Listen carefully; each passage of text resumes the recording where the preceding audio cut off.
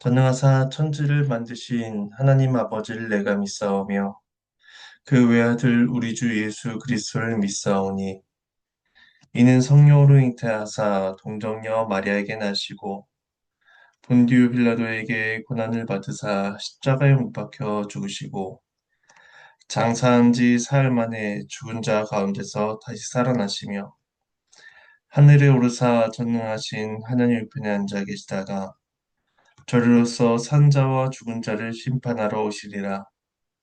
성령을 믿사오며 거룩한 공예와 성도가 서로 교통하는 것과 죄를 사해 주시는 것과 몸이 다시 사는 것과 영원히 사는 것을 믿사옵나이다. 아멘. 찬송가 446장 찬송하시겠습니다.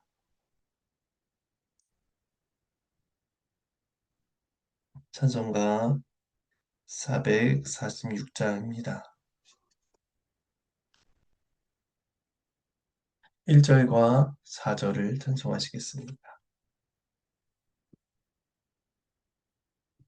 찬송합니다. 주 음성 외에는 참 기쁨 없도다. 날 사랑하신 주 늘 계시옵소서. 기쁘고 기쁘도다. 항상 기쁘도다. 나 주께 왔사오니 복 주옵소서. 그 귀한 언약을 이루어 주시고 주 명령 따를 때 늘 계시옵소서. 기쁘고 기쁘도다. 항상 기쁘도다. 나 주께 왔사오니 복 주옵소서.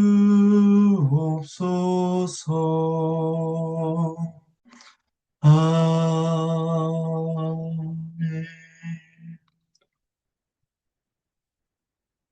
이 시간 잠시 기도하시겠습니다. 하나님의 은혜에 감사를 드립니다. 이 시간 요한계시록 말씀을 함께 읽으며 주님의 뜻을 구합니다. 우리를 깨우쳐 주시고 주의 뜻을 분별하여 우리 믿음과 삶에 적용하도록 도와주시옵소서. 감사를 드리옵고 이 모든 말씀 예수님의 이름으로 기도합니다. 네. 네. 함께 보실 말씀은 요한계시록 2장 1절에서 7절까지의 말씀입니다. 함께 주의 말씀을 나누겠습니다. 2장과 3장에서는 이제 소아시아 7교회를 향한 말씀이 주어집니다. 이 교회들은 당시 지역 교회를 가리킬 뿐 아니라 모든 시대의 모든 교회들을 대표한다고 할 수 있습니다. 우리는 이 교회들에게서 나타난 모습을 통해서 이 땅의 교회가 추구해야 할 바람직한 교회상이 무엇떠한지를 생각해 볼 수 있을 것입니다. 오늘은 첫 번째 교회로 에베소 교회에 대해서 말씀을 합니다. 1절 말씀을 봉독하겠습니다. 에베소 교회 사자들에게 편지하라. 오른손에 있는 7뼈를 붙잡고 7금 촛대 사이를 거니시는 이가 이르시되. 하나님의 말씀입니다. 그리스도는 오른손에 7뼈를 주시고 7금 촛대 사이를 거니시는 분으로 묘사됩니다. 이러한 모습은 이미 1장에서 요한의 환상 가운데 보여졌던 것입니다. 이를 통해 요한은 예수님께서 에베소 교회 가운데 함께 하시며 또 그들과 밀접한 관련을 가지고 계시다는 것을 상기시켜 줍니다. 앞에서 보았듯이 7별은 교회의 사역자요, 7 금촛대는 교회를 상징하는데 일곱 뼈를 붙잡고 계시다라는 것은 예수님만이 교회의 모든 주권을 가지고 계시다는 것을 보여줍니다. 교회와 사역자는 예수님의 계속적인 통치를 받아야만 합니다. 또한 예수님은 교회들 사이를 거니십니다. 예수님은 자기 백성들 가운데 존재하시고 그들을 보살피시며 감찰하십니다. 그래서 교회의 사정을 누구보다도 잘 알고 계신 분이 바로 예수님이십니다. 예수님은 소문이나 정보를 통해서 교회를 알지 아니하십니다. 그들 안에서 함께 하시며 그들의 내면을 친히 주목하여 알고 계십니다. 이것은 우리의 일거수일투족을 감시하고 점검하고 지적하시기 위함이 아닙니다. 자신의 피값으로 사신 교회를 사랑하시기에 긍휼과 사랑하심으로써 인자와 자비하심으로써 바라보시는 것입니다. 우리는 그리스도께서 지금도 이 땅의 교회와 이렇게 함께 하신다는 사실을 기억해야 할 것입니다. 2절과 3절 말씀을 봉독하겠습니다. 내가 네 행위와 수고와 너 인내를 알고 또 악한 자들을 용납하지 아니한 것과 자칭 사도라 하되 아닌 자들을 시험하여 그의 거짓된 것을 네가 드러낸 것과 또 네가 참고 내 이름을 위하여 견디고 게으르지 아니한 것을 아노라. 하나님의 말씀입니다. 그리스도는 에베소 교회가 한 행위와 수고, 인내 이 세 가지를 아신다라고 말씀합니다. 이 세 가지는 바울이 데살로니가 교회 교인들을 향해서 말한 것이기도 합니다. 데살로니가전서 1장 3절에 이렇게 말씀합니다. 너희의 믿음의 역사와 사랑의 수고와 우리 주 예수 그리스도에 대한 소망의 인내를 우리 하나님 아버지 앞에서 끊임없이 기억함이니. 그러니까 이 행위와 수고, 인내 세 가지는 그리스도인의 생활에서 나타나야 할 신앙의 세 가지 요소다라고도 할 수 있을 것입니다. 에베소 교회는 믿음 안에서 열심히 노력했으며 고난 중에서도 인내하고 견딘 그런 칭찬받을 만한 교회였던 것입니다. 예수님께서 아신 그 에베소 교회의 수고와 인내가 무엇인지가 2절과 3절에서 나옵니다. 세 가지로 나눠볼 수가 있는데 첫 번째는 악한 자들을 용납하지 않았다는 것입니다. 여기서 악하다는 말은 율법적으로 악을 행하였다는 것과 또 동시에 도덕적으로 악을 행하는 것, 이 두 가지 모두를 가리킵니다. 예를 들어서 사도 바울은 고린도전서 5장과 6장에서 우상숭배, 음행, 토색 등과 같은 죄악들을 언급했는데 그런 악들을 떠올려 볼 수가 있습니다. 에베소 교회는 그런 악한 자들이 교회 내로 침투해 들어오는 것을 막았을 뿐만 아니라 교회 내에 있는 사람들을 적극적으로 징계하고 출교시키며 그들을 용납하지 않고 그들의 행위를 참지 않았습니다. 두 번째로 그들은 자칭 사도라 하되 아닌 자들을 시험하여 거짓된 것을 드러냅니다. 자신을 사도라 부르는 자들은 각 교회를 순회하면서 선생과 사도를 자처한 것으로 보입니다. 사도 바울은 그런 자들을 향해서 사나운 일이다 라고 표현하면서 이미 에베소 교회를 향한 경고의 말씀을 주었습니다. 사도행전 20장 29절 30절에서 이렇게 말씀합니다. 내가 떠난 후에 사나운 이리가 여러분에게 들어와서 그 양떼를 아끼지 아니하며 또한 여러분 중에서도 제자들을 끌어 자기를 따르게 하려고 어그러진 말을 하는 사람들이 일어날 줄을 내가 아노라. 바울은 하나님께서 모으신 양떼들을 아끼지 않고 또 그리스도가 아닌 자기들을 따르게 한 사람들이 교회 안에 들어오고 그들 중에서도 일어나게 될 것임을 이렇게 경고했습니다. 그리고 그렇게 바울이 경고한 바와 같이 자칭 사도다라고 한 자들이 이제 돌아와 교회를 혼란스럽게 할 위험에 처해 있었던 것입니다. 그런데 그때 에베소 교회는 신학적인 감각을 발휘합니다. 그래서 그들이 거짓 사도들이며 또 진리에 어긋난 어그러진 말을 하는 자들이다라는 것을 드러내고 교회를 보호하게 합니다. 또 세 번째는 에베소 교회는 그리스도의 이름을 위하여 인내하며 게으르지 않았다는 것입니다. 단순히 교회 자체의 존립을 위해서 인내하거나 자신들의 명예를 위해서 게으르지 않은 것이 아닙니다. 그들은 그리스도의 이름이 높임을 받고 비방을 받지 아니하시도록 하기 위해서 굳건한 견딤의 삶을 살아온 것입니다. 아마도 세상은 여러 가지 방법으로 에베소 교회가 세상과 타협하도록 가르쳤을 것입니다. 조금만 세상의 것을 수용한다면 세상이 제공하는 좋은 것과 하나님이 제공하는 좋은 것을 다 누릴 수 있을 것이다. 그렇게 유혹하고 회유했을 것입니다. 근데 에베소 교회는 그리스도의 이름 때문에 고난을 받았고 그리스도에 대한 신뢰로서 그것을 모두 인내하고 참아낸 것입니다. 이런 인내는 어쩌다가 발휘되고 또 사라져 버린 것이 아니라 지속적으로 그들의 삶에 나타났을 것입니다. 이렇게 칭찬받을 만한 행위들이 있음에도 불구하고 에베소 교회는 한 가지 문제가 있었습니다. 4절 말씀입니다. 그러나 너를 책망할 것이 있나니 너의 처음 사랑을 버렸느니라. 하나님의 말씀입니다. 그들이 처음 사랑을 버렸습니다. 그들은 뛰어난 신학적 소견으로 자칭 사도들을 분별할 수 있는 능력도 있었고 또 고난 가운데 참고 견딘 그런 훌륭한 칭찬받을 만한 인내심도 가지고 있었습니다. 그러나 그러한 지식과 행위의 근본이라 할 수 있는 사랑이 사라진 것입니다. 바른 신학의 핵심에는 하나님에 대한 사랑이 있어야 했는데 어느새 그 사랑을 상실하고 말았습니다. 회심의 은혜 가운데 갖게 된 주를 향한 열정, 주를 향한 기쁨, 또 그리스도 하나님을 사랑하는 것에서 비롯된 이웃을 향한 사랑들. 이러한 사랑의 모습들이 옳은 교리를 수호하고자 애쓰는 가운데 경직되어 버리고 사라지고 말았다라는 것입니다. 에베소 교인들은 하나님을 사랑하고 이웃을 사랑하는 것보다 진리 자체에 대한 열정이 더 깊어져 버렸습니다.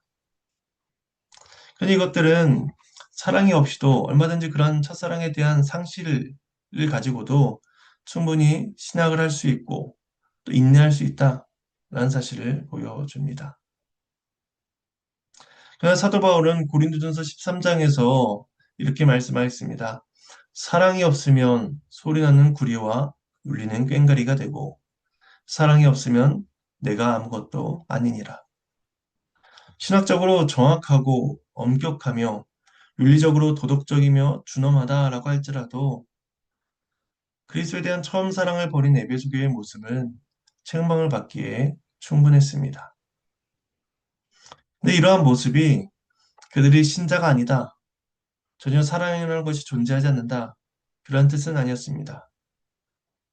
그들에게는 여전히 회복의 가능성이 있었고 그리스도는 그러한 교회를 향한 처방책을 5절과 6절에서 제시해 주십니다.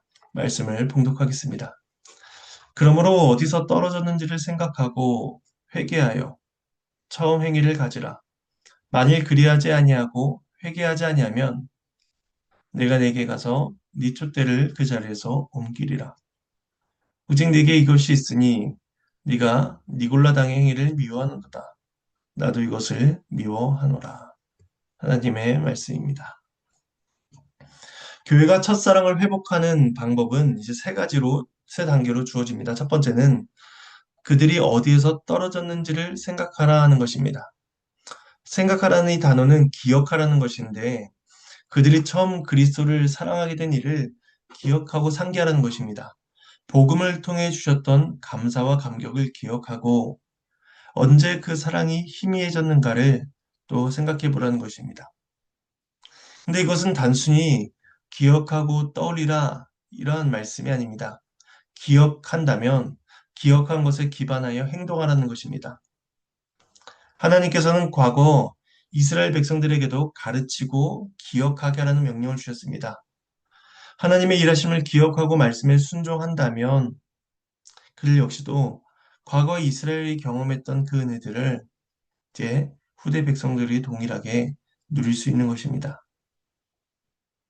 에베소 성도들은 과거의 사랑을 기억하고 현실에 나타날 수 있도록 행동함으로써 그 사랑을 회복하는 노력이 필요했던 것입니다.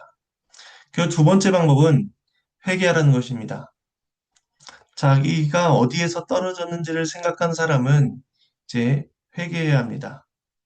생각은 그들의 현실에 나타난 잘못들을 각성하게 하며 또 잘못에 대한 돌이킴으로 연결됩니다. 그 세 번째 행위는 처음 행위를 가지라는 것입니다.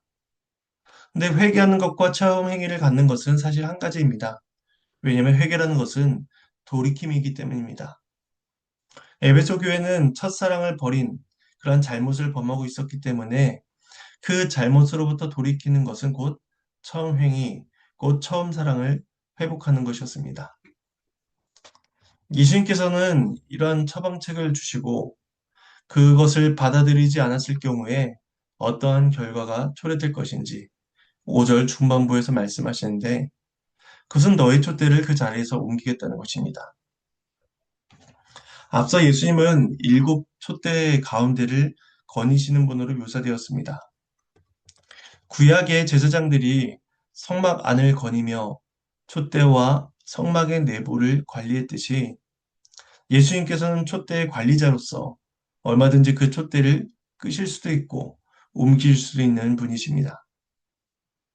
사랑 없는 교회, 말씀에 순복하지 않는 교회는 하나님의 교회로서의 정체성을 상실한 것입니다. 분명 외형은 껍데기는 교회이지만 실상은 교회가 아닌 것처럼 변질된 것입니다. 예수님은 그런 교회를 옮기실 것입니다. 소금과 빛으로서의 사명을 감당하지 못한 교회는 그 자리에 존재할 이유가 없는 것이죠. 이처럼 이 땅의 보편교회는 연약해지기도 하고 또 사라지는 것처럼 보이기도 합니다. 그러나 그리스도의 몸된 교회 그 자체가 이 땅에서 사라지는 일은 결코 존재하지 않습니다. 에베소 교회는 충분히 희망이 있는 교회였습니다. 그것은 이제 이어진 말씀을 통해서 그 니골라당의 행위를 미워한 것에서 발견할 수가 있습니다. 니골라당의 정체는 확실하지 않지만 이제 2장 이후에 나오는 발람, 이세벨 이라는 것에 대한 언급을 통해서 그 니골라당의 정체를 조금 짐작해 볼 수가 있습니다. 그들은 황제 숭배와 같은 이교 관습에 어느 정도 참여해도 된다라고 하는 그런 혼합주의를 가르쳤거나 또는 율법 폐기주의적인 방종주의를 가르쳤을 것입니다. 그 영이 중요하지 육적인 것은 아무런 영향을 끼치지 못한다 라고 하면서 세상의 방식에 타협하게 만든 것, 그것이 니골라당의 정신이고 가르침이었을 것입니다. 에베소 교회는 그들의 행위를 미워하고 배격함으로써 충분히 회개의 가능성이 있다라는 것을 시사해 줍니다.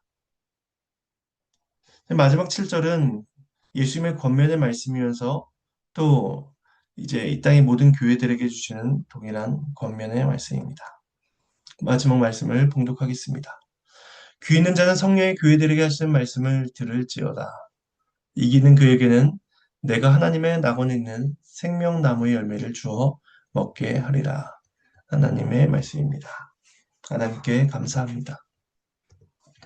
그리스도께서 하시는 말씀은 곧 성령의 말씀이기도 했으며 에베소 교회뿐만 아니라 모든 교회가 들어야 하는 말씀입니다. 그리스도의 말씀을 받아들이는 자, 그 말씀에 순종하는 자는 이기게 될 것입니다. 그런데 이 교회의 승리는 이미 그리스도를 통해서 우리에게 주어진 사실이었습니다. 예수님께서는 요한복음 16장 33절에서 내가 세상을 이기었노라 말씀하셨습니다. 그러니 교회는 그리스도의 승리에 동참할 뿐입니다. 이 승리는 반드시 우리들에게 주어질 것입니다. 예수님은 이기는 자에게 하나님의 낙원에 있는 생명나무의 열매를 먹게 될 것이다. 그 복을 약속해 주십니다. 이 생명나무는 창세기 3장에서 나온 나무입니다. 아담과 하와는 죄로 인해 생명나무에 참여하는 것을 금지당하게 됩니다. 그리고 불칼을 든 천사가 생명나무의 길을 지켰고 아담과 하와는 그 에덴의 생명나무의 열매를 바꿀 수 없는, 영생을 누릴 수 없는 상태가 되어버렸습니다. 하지만 그리스도 안에서 구원을 받아 승리한 자들에게는 이 생명나무가 다시 주어지게 됩니다. 그래서 요한계시록 22장 2절에서는 강 좌우에 있는 생명나무의 모습이 그려집니다. 그 나무는 12가지 열매를 맺되 달마다 그 열매를 맺고 그 나무 잎사귀들은 만국을 치료하기 위해 주어집니다. 이런 말씀은 최초 에덴의 저주가 파기되고 영원한 생명이 하나님의 백성들에게 다시 주어진다라는 사실을 우리에게 가르쳐 줍니다. 그리스도께서는 에베소 교회가 회개하여 처음 사랑을 회복하고 낙원에서 약속된 생명나무의 과실을 풍성히 먹기를 원하고 계십니다. 이 말씀을 통해서 우린 주 앞에서 어떤 모습으로 살아가고 있는지, 신학과 사랑 사이의 균형을 이루며 칭찬받을 만한 교회로서 세워져 가고 있는지 우리 자신을 돌아보아야 할 것입니다. 그리고 악한 자들을 시험하는 법을 우리도 배우고 또 그런 동시에 하나님과 이웃을 사랑하며 신앙의 여정 속에서 그 이기는 자가 될 수 있도록 우리는 주의 은혜를 구하며 소망해야 할 것입니다. 오늘도 이 은혜가 있기를 간절히 소망합니다. 이제 주님께서 가르치신 기도로 마치겠습니다. 하늘에 계신 우리 아버지여, 이름이 거룩히 여김을 받으시오며 나라가 임하시오며 뜻이 하늘에서 이루어진 것 같이 땅에서도 이루어지이다. 오늘 우리에게 일용할 양식을 주시옵고 우리가 우리에게 죄 진 자를 사하여 준 것 같이 우리의 죄를 사하여 주시옵고 우리를 시험에 들게 하지 마시옵고 다만 악에서 구하시옵소서. 나라와 권세와 영광이 아버지께 영원히 있사옵나이다. 아멘.